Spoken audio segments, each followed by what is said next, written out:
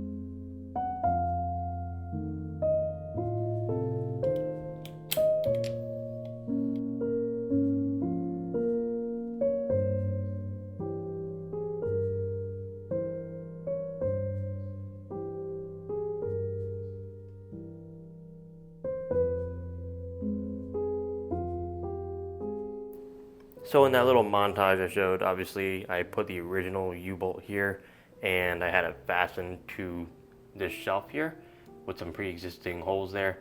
And obviously that created an unbalanced weight distribution, and it kept trying to yank the lid off. So I just resorted to putting this little hook here, and I have a little carabiner here. And yeah, I just pull the lid up. I have the center U-bolt here, and then I use this to hold the lid up, and yeah, it's a pretty good solution, and I like it a lot more than just having something to prop the lid up like this, like right there, and it just being in the way. So yeah, the main reason why I did this is because, well, a lot of people like to prop up the lid. That's kind of the solution that they've resorted to, and I personally didn't like that. It just got in my way.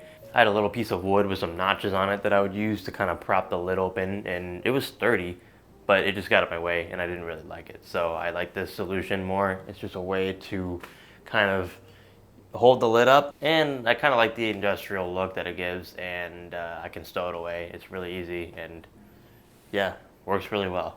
When you prop up the lid like so, it allows all the water that is up here as a result of condensation and splashing from the outflow to just drip towards the back.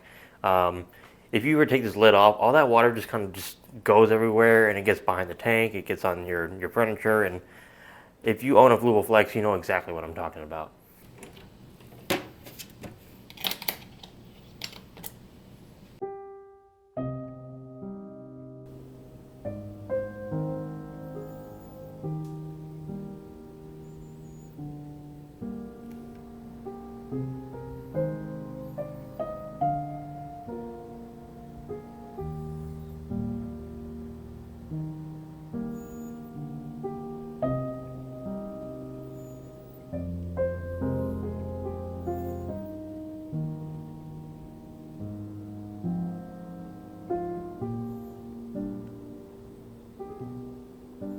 So shortly after posting the last video, I went ahead and put my pygmy cories that were in the 20-gallon long into here, and we have a group of 6 of them in here, and they've been doing really well.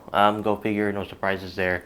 They are a bottom dwelling fish, and they go great with neon tetras that swim mainly in the middle of the water column. So they've been doing super well, and it's just really fun watching them swim amongst the leaf litter and just seeing them graze in the sand and the detritus, and watching them just fling all the mulm everywhere as they hunt for their food. And yeah, overall it's just a really cohesive aquarium. I feed a lot of slow sinking pellets that a lot of the tetras eat, and then once it hits the bottom, the pygmy cories just go after it, and it's just a really cohesive environment.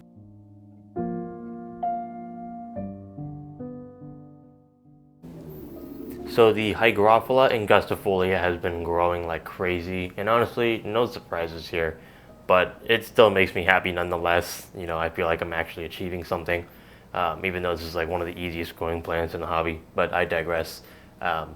So yeah, it's been sending out these little shoots in the bottom, these little runners. I think they're technically called shoots, but either way, it's doing really well, and we're gonna go ahead and cut these and spread them around.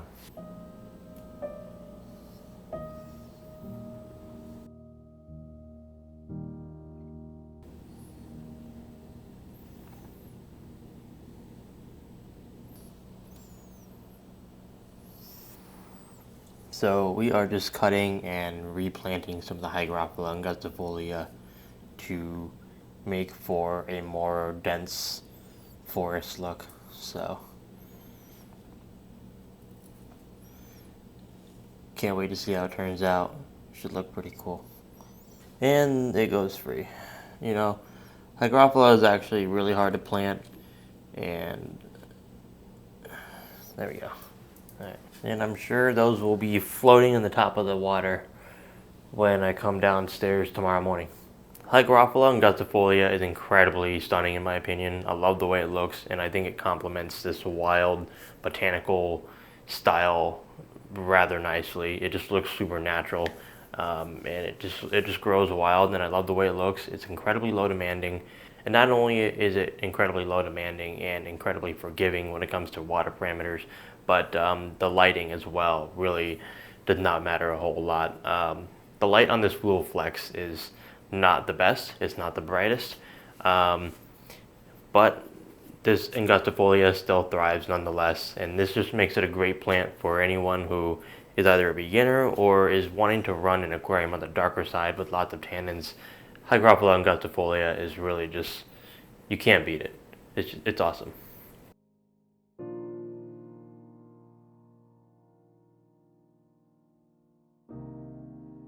So I think what's going to happen now is I want to put some epiphytes in here. I have this tiny little piece of black lava rock that I found, and I figured we could just glue some Anubias and some Buse on here.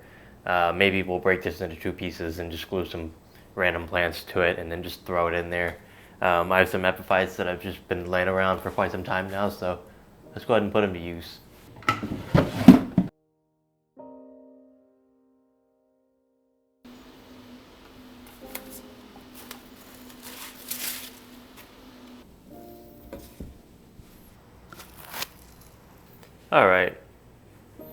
Alright, so we're not doing anything too crazy here. I'm just picking out some lucky pieces of Anubias. And yeah, we'll just glue them on the rock, and it'll be a nice little corner piece in the aquarium. We'll just glue them on like so. Just like that.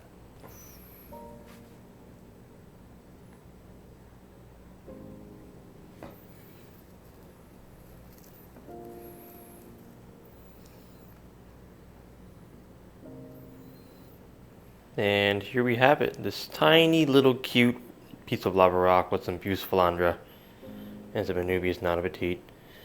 It's a really small piece of Buse philandra, in case you can't see it, it's right here. But yeah, we're just going to go ahead and stick this in the sand. It'll be a nice foreground plant, or foreground feature.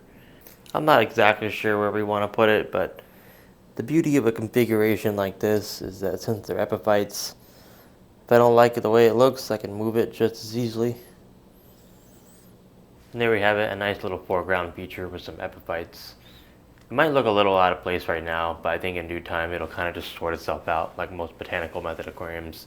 We'll see some detritus kind of build up along the bottom of it. But yeah, let me know what you think. Part of me says it's a little out of place, but we'll just give it a little bit of time and we'll see how we end up liking it. We can always take it out. Well, everyone, it's time to wrap up this video. I hope you all are enjoying the way that this Fluval Flex 15 is looking. I know I really am.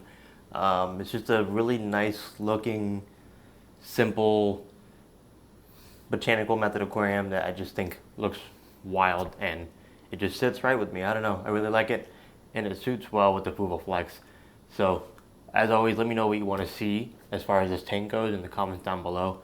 And I gotta get working on a 20-gallon long that I've been meaning to work on for quite some time now. So I'll see you on the next one. Thanks for watching.